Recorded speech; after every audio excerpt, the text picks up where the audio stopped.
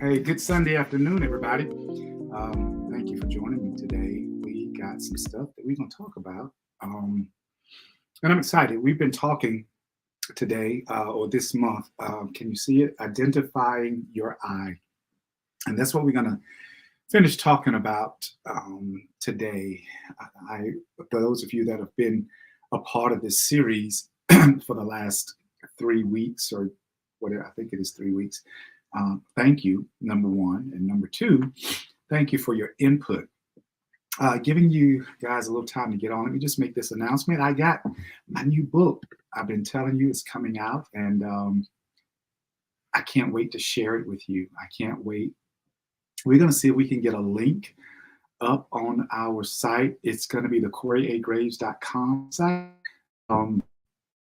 And some of the other places that we have to try to get a link to where you can pre-order the books if you want to. So I want you to make sure you get one. The title of the book is just a suggestion. If you believe it, you become it. And I'm super excited about sharing that with you.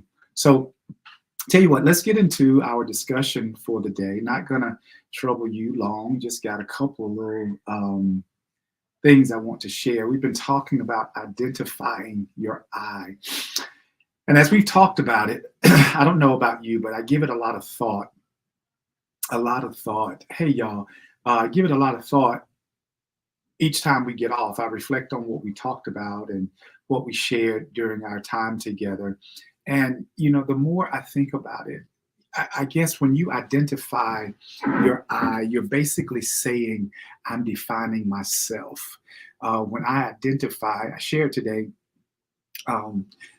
there's a difference in believing and knowing. When you believe in yourself, to some degree, that belief about yourself can be changed. You can say, well, I believe I can make it through this. I believe, thank you, I believe that I can get through this struggle. I believe I can get through this trial. And all it takes is for somebody that you respect or revere to say, look, man, you look like, I don't know if you're going to make it out of this. And then all of a sudden, the doubt and the despair and all of that sets in. So your belief, in essence, can really be changed by somebody or something. You see that the situation hadn't been resolved over a period of time, and you start like, I don't know if I can get it. I thought I believed in myself, but I'm not sure. Well, there's a difference in believing and knowing. When you know something, that means you have an unshakable conviction about what you know. Nobody can shake what you know. I know my name, I know my address, and I don't care what you say. You can't make me change what I know. And knowing who I am, it helps me identify the I that's in me. I'm not just, Corey the teacher, or Corey the grandpa, or Corey the father, or Corey the uncle, or whatever. There are so many more layers to me. And when you identify who you are and learn how to balance, I was sharing with a friend of mine just last night. I was talking to him about how we all have different versions of ourselves, multiple versions of ourselves. A lot of times we have been taught with a little saying, I'm just changing my hat. So say, for example, when I'm on here, I'm Corey, the motivational speaker, or what have you. If Karen walks the door, I all of a sudden have to go from Corey, the motivational speaker, to Corey, the grandpa. So that's a whole nother version of me. And I think that the more versions that you can identify, the more versions that you get to know, then you can see a different result in your life. We get stuck on one version and we let other folk identify our eyes as opposed to us identifying those eyes. And I think that the moment that you allow a situation or somebody else to define you, you give up your power. The moment that you allow somebody to say you are such and such, or you are gonna be, then you give up the power to find that I inside of you. And I think that that's one of the travesties of our time, of these generations, even from mine on, that we don't identify our own I, and we wait for somebody else to identify those eyes.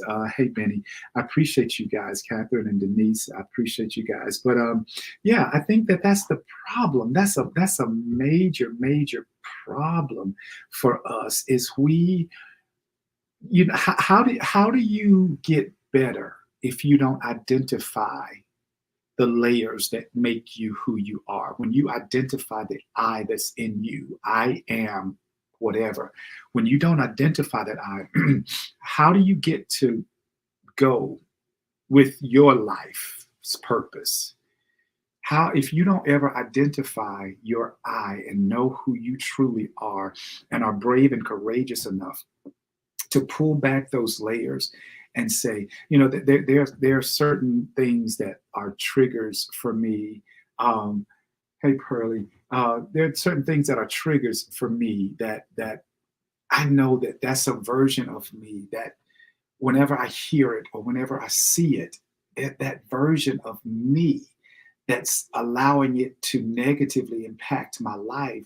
It may not be a version that I want to readily admit to, but I cannot deny the fact that it's there.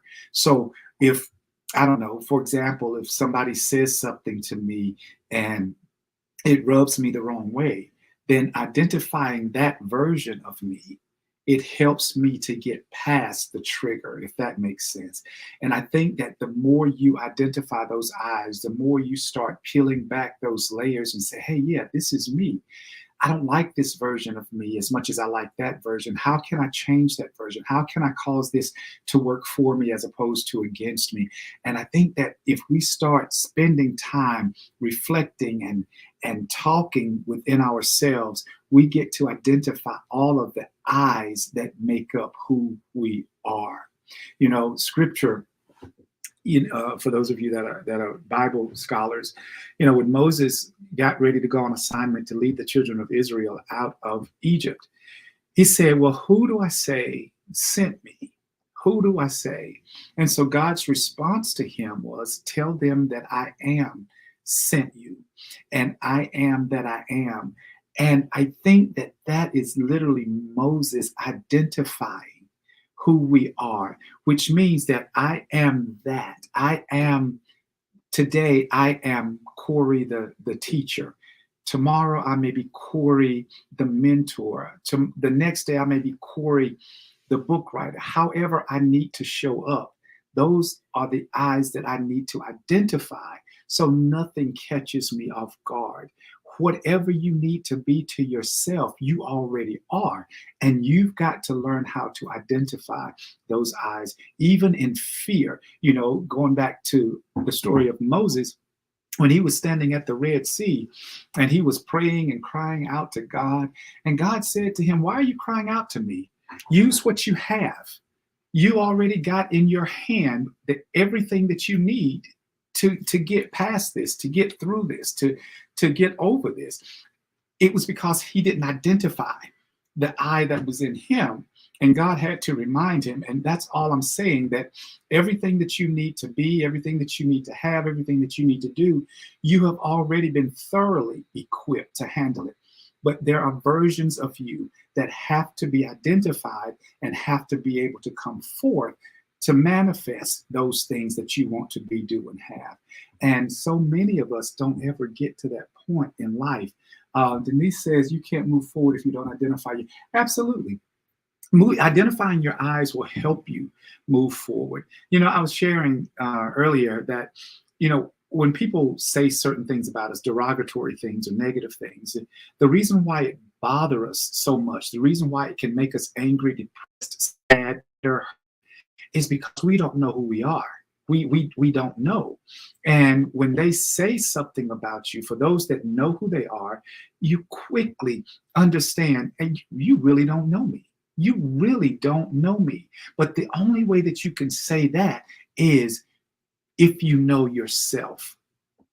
Cameron came home right when he was probably in the first grade or something. He was like, Poppy, these guys were being mean to me. They said so and so. My first question is, who are you? Who are you? Well, I'm Cameron, but who are you, Cameron? Are you going to be strong? Are you going to be focused? Are you going to be confident? Yeah. So every day there's a mantra. Every day that he goes to school, he says, I'm strong, I'm focused, I'm confident. I have all the wisdom and knowledge that I need to do my best every day. I am healthy, I am wealthy, and I'm wise. And as a result of that mantra, trying to get him to know who he is as an individual, yes, he's had other folk to come up and say things to him that would hurt his feelings. But at the end of the day, he always says, Poppy, it didn't really bother me this time because I know who I am. And I think that if I can continue to instill that in him as a child, imagine how life is going to be for him as an adult when he goes into the higher education, when he goes into the workplace, when he goes into his community, when he know who he is and he's identified these eyes. And according to his mantra says, I am strong, I am focused, I am confident, I have all the wisdom and knowledge that I need to do my best every day. When he gets that inside of him, it doesn't matter what anybody else says about him. What he knows is this is who I am. I identify as this person. I identify as this person that's strong, focused, and confident.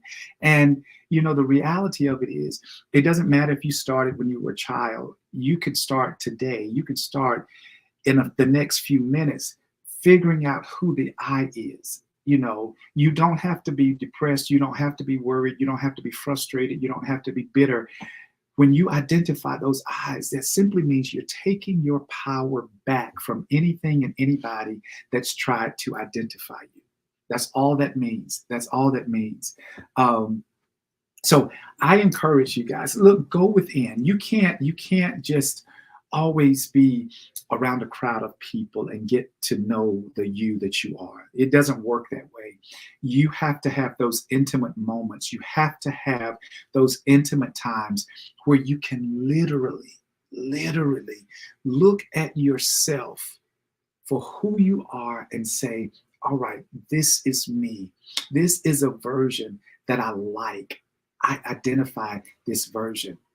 I need to maintain this. Or this is a version that I struggle with. This is a version that keeps me angry or keeps me upset. Every time somebody says this word to me or use this phrase towards me, it gets me. How can I get past that? The way that you do is identify that the I that's inside of you that get hurt every time. And then you help nurture and develop that I that hurts you, that the one that gets hurt all the time, so that nobody can hurt you again.